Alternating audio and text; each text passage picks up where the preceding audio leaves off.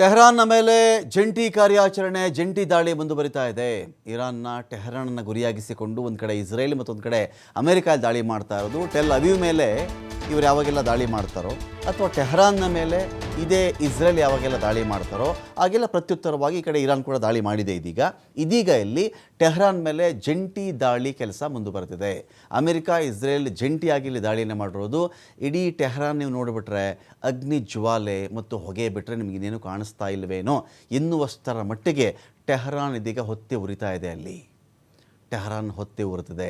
Iran ಇದನ್ನು ಯಾವತ್ತೇನು ಅಲ್ಲಗಳೆದಿಲ್ಲ. ನಮ್ಮಲ್ಲೇನು ದಾಳಿ ಆಗಿಲ್ಲ, ನಮ್ಮಲ್ಲೇನು ತುಂಬ ಜನ ಸತ್ತಿಲ್ಲ, 5 ಜನ 6 ಜನ ಈ ಥರ ಇರಾನ್ ಯಾವತ್ತೂ ಹೇಳೂ ಇಲ್ಲ. ಏನು ಸತ್ತಿದಾರೋ ಅದನ್ನು ಹೇಳ್ತಾನೆ ಇದ್ದಾರೆ. ಇದು ಅಯಾತೊಲ್ಲಾ ಅಲಿ ಖಮೇನಿಯಿಂದ ಹಿಡ್ಕೊಂಡು ಬೇರೆ ಯಾವೆಲ್ಲ ವ್ಯಕ್ತಿಗಳ ಹತ್ಯೆ ನಡೀತೋ, ಯಾವೆಲ್ಲ ಜನಗಳ ಮಾರಣ ಹೋಮ ಆಯಿತೋ ಎಲ್ಲವನ್ನು ಇರಾನ್ ಅಡ್ಮಿಟ್ ಮಾಡ್ತಾ ಇದೆ. ಆದರೆ ಇದೇ ಮಾಹಿತಿಯನ್ನು ಇಸ್ರೇಲಿಂದ ನಾವು ಹೊರಗಡೆ ತೆಗೆಯೋದು ಬಹಳ ಕಷ್ಟ. ಇಸ್ರೇಲ್ ಆ ಮಟ್ಟದ ನಿಯಂತ್ರಣವನ್ನು ಅಲ್ಲಿನ ಮಾಧ್ಯಮಗಳ ಮೇಲೆ ಇಟ್ಕೊಂಡು ಒಂದು ನಿಖರವಾದಂಥ ವರದಿ ಆಚೆ ಬರೋಕ್ಕೆ ಅವ್ರು ಬಿಡಲ್ಲ. ಟೆಲ್ ಅವೀವ್ಗೂ ಟೆಹರಾನ್ಗೂ ಇರತಕ್ಕಂಥ ಡಿಫರೆನ್ಸ್ ಇದು.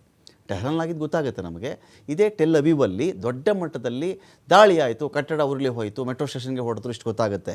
ಸಾವು ನೋವಿನ ನಿಖರ ವರದಿ ಅಲ್ಲಿಂದ ನಮಗೆ ಬರ್ತಾ ಇಲ್ಲ. ಇದೀಗ ನೋಡಿ ಟೆಹರಾನ್ನಲ್ಲಿ ಎಲ್ಲಂದರಲ್ಲಿ ದಾಳಿಗಳು ಜೋರಾಗಿ ನಡೀತಾ ಇದೆ ಅಮೆರಿಕ ಮತ್ತು ಇಸ್ರೇಲ್ನ ಕಡೆಯಿಂದ.